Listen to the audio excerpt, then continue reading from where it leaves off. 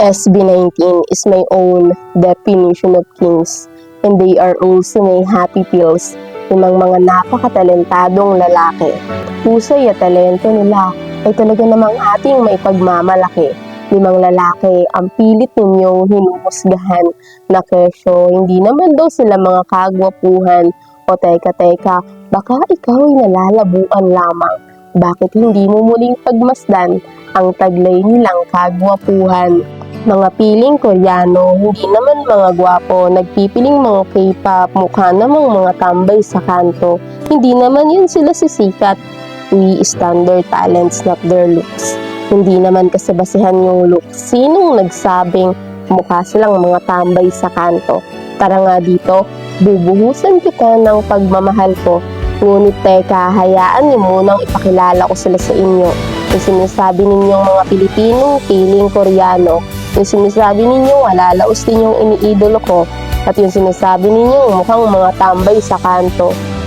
Sila lang naman yung grupong madaming napapahangang tao. At sila lang din naman yung limang lalaking tila ba hindi nauubusan ng talento. Isang grupo ng kalalakihan ang nagpawaw sa buong mundo dahil sa angkin nilang husay at talento.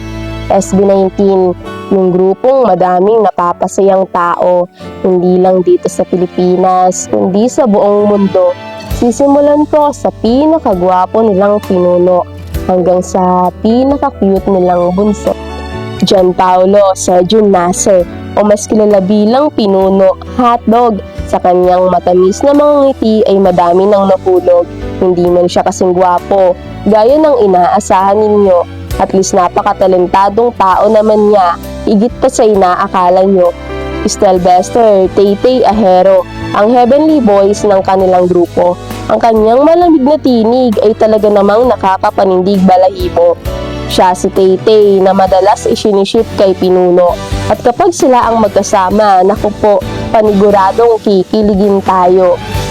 Josh Callen Sob Santos, ang pinaka-karismatikong miyembro. At siya lang naman ang pinakakuya sa kanilang grupo. Sa kanyang nakakaakit na mga ngiti at pagtawa, mga problema mo ay talaga namang mawawala.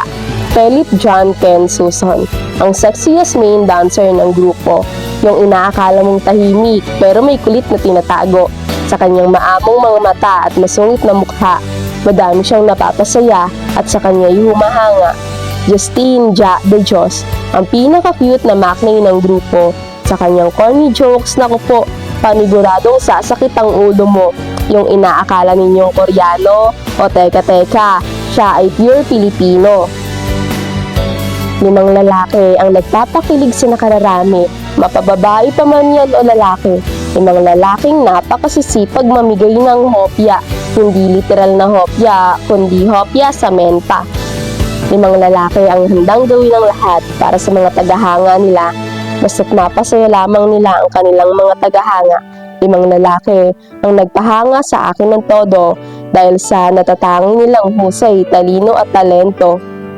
Limang lalaki ang unti-unti nang sumisikat.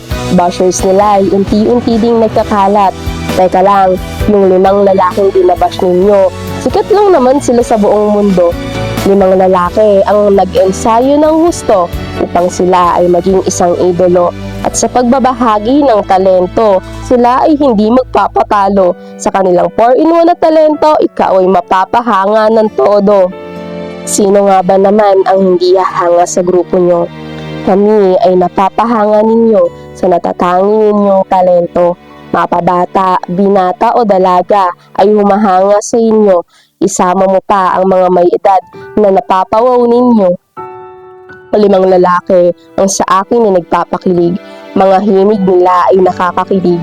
Limang lalaki ang madalas na napagkakamalang Koreano. O teka, sila ay purong Pilipino. Si Pinuno na madalas ay Ate Chona. Si Tay-Tay na dinaig pa ang babae kung bumirit. Si Josh na mayroong nakakahumaling na mga ngiti. Si Ken na palaging may sariling mundo. At si Ja na madalas na napagkakamalang Koreano. SB19, kung sila ay ating tawagin, ngalan ng mga tagahanga nila ay 18. Patuloy nilang iwinawag-iway ang ating bandera. Sa iba't ibang bansa, bitbit ang ating musika. 5 lalaki ang nagsisilbing inspirasyon ko sa bawat araw na nagdaraan sa buhay ko. 5 lalaki ang bumihag sa puso ko. At ang magagandang himig nila ang pumukaw sa atensyon ko. Iyang 5 lalaki na yan, sila lang naman ang aking kaligayahan. Sa tuwing nalulungkot ako, panig vlogs nyo ang pumatawi sa malungkot na araw at gabi ko. Napakadaming humahanga sa kanilang tinig, mga tinig nilang napakasarap sa pandinig. Ano nga bang meron sa mga ngiti ninyo? Ngiti nyo pa lamang ay buo na agad ang araw ko. Paano pa kaya kung ako ay mapansin ninyo? Baka sa tuwa ay himatiin na ako. Ako ay magiging avid fan ng grupo nyo, magmula sa simula hanggang sa dulo. 5 lalaking napakahusay sa pagbabahagi ng natatanging talentong taglay. 5 lalaki ang nagsilbing inspirasyon ng nakararami, mapabata, matanda, babae o kahit na lalaki. 5 lalaki ang pinapangarap ng mga kababaihan at siyang hinahangaan ng karamihan. Pwede ba? Pwede bang tigilan niyo na ang panghusga? At pwede bang maging proud na lang kayo sa grupo nila? Grabe yung hirap na kanilang pinagdaanan, kaya wag niyo silang husgahan base sa kanilang pisikal na kaanyuan. Tao lang din naman sila at mayroong nararamdaman. Labis na kaya silang nahihirapan. Dumami man ang nanghuhusga sa grupo nyo, mananatiling kayo pa din ang idolo ko. Dumami man ang P-pop groups dito, kayo at kayo pa din ang pipiliin ko.